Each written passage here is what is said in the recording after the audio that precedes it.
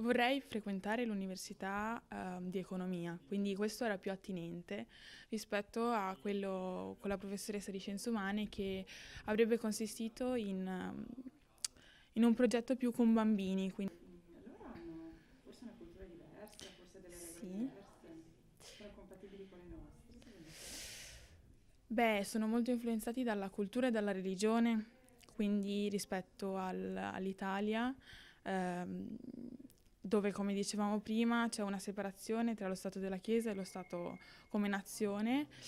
Eh, io penso che bisogni conoscere tutte queste culture, ma non per forza accettarle. Oggi stiamo parlando delle leggi, e anche delle maniere, delle abitudini, come ci sono le cose in Italia e anche come ci sono le cose in Africa. Ci sono tante diversità. Ci sono tanti diversi.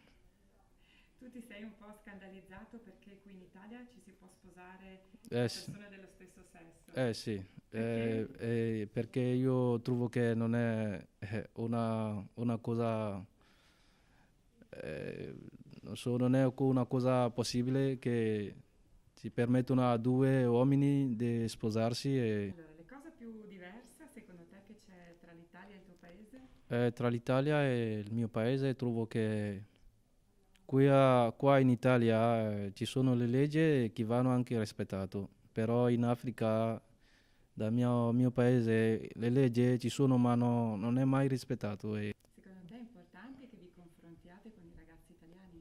E a me mi piace sempre perché così mi permetto anche di parlare l'italiano, anche riuscire a integrarmi. Vorresti rimanere in Italia o tornare nel tuo paese? Mi piacerebbe tanto rimanere qua in Italia perché adesso mi sento bene.